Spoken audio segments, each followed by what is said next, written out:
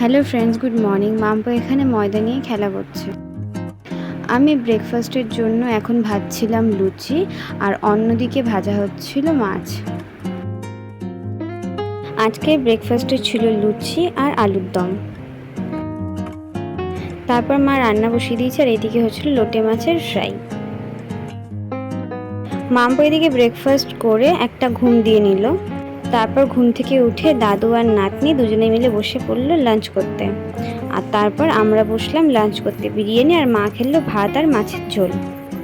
আমি, মা আর মাম্পু তিনজনে রেডি হয়ে বেরিয়ে পড়লাম, আর এখন আমরা আছি টোটোতে।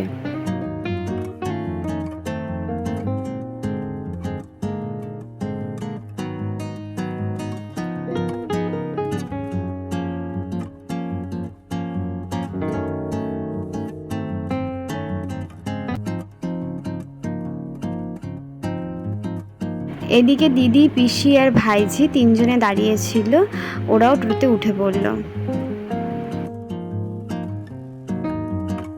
আমরা সবাই মিলে চলে এসেছি এখন স্টেশনে, আর মা ওইদিকে গেছে টিকিট কাটতে।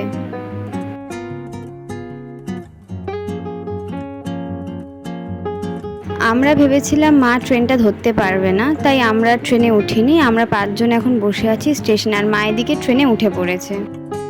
প্রায় 10-15 মিনিট ওয়েট করার পর ট্রেন মহারাজের আমরা দেখা পেলাম। ট্রেন থেকে নেমে দুই বোন এখানে বসে গল্প করছিল। আমরা এখন যাচ্ছি দিদির বাড়ি, আর মাম্পো মিমির বাড়ির কথা শুনে দৌড়ে দৌড়ে যাচ্ছে। দুই বোন জানলায় উঠে মাঠে বাচ্চাদের খেলা দেখছিল, আর আমরা এখানে সবাই বসে গল্প করছিলাম। আর পুচকু ছিল মিমির কোলে। তারপর এখানে 3 ভাই বোন পুতুল নিয়ে খেলা করছিল। দিদির বাড়িতে আমরা সবাই খেয়ে নিলাম সিঙ্গারা আর মিষ্টি। এখন আমাদের বাড়ি ফেরার পালা। পুচকুকে আর সবাইকে টাটা করে আমরা সবাই চলে গেলাম স্টেশনের দিকে। স্টেশনে উঠতেই দেখি দাদুটা জাম বিক্রি করছে, দাদুর থেকে একটু জামও কিনে নিলাম।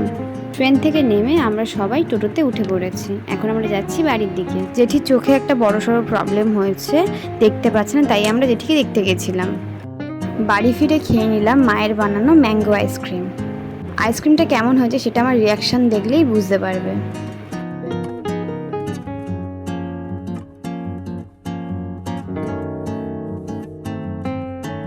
আমি আর ভাই এখন দেখছি মুভি। কি মুভি দেখছি সেটা তোমরা কমেন্টস করে জানিও। তারপর আমরা খেয়ে নিলাম বিরিয়ানি। টাটা।